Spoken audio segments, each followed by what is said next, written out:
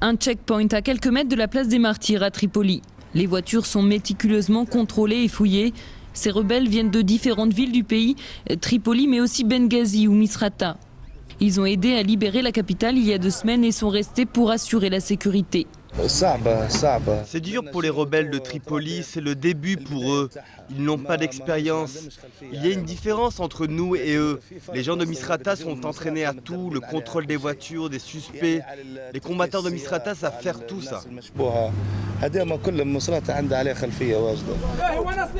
Soudain, une dispute éclate. Cet homme habite le quartier, il ne veut pas être fouillé par des étrangers.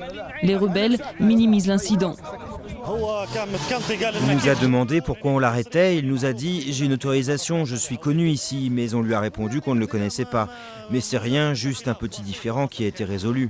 Des centaines de rebelles des montagnes de Misrata ou de Benghazi sont encore en ville. Une présence qui ne plaît pas à tous. Les autorités viennent de décider de les renvoyer chez eux. Tripoli a été libérée et demandé aux forces rebelles de quitter la ville et de rentrer dans leurs villes respectives. Les menaces ont disparu et c'est tout à fait normal. Mais la plupart des habitants rassemblés sur la place des Martyrs pour la prière veulent voir les rebelles rester. Ici, on craint encore les représailles des kadhafistes. On a encore besoin d'eux. Lorsque la situation sera plus stable, ils pourront rentrer chez eux et ils rentreront chez eux. Mais la Libye est pour tous les Libyens, vous savez. Tripoli, c'est le cœur du pays. Tout le monde a le droit de venir et de rester ici. Au checkpoint, ces rebelles se disent prêts à obéir au CNT, mais à contre-cœur, ils auraient aimé un peu plus de considération après des mois de sacrifices.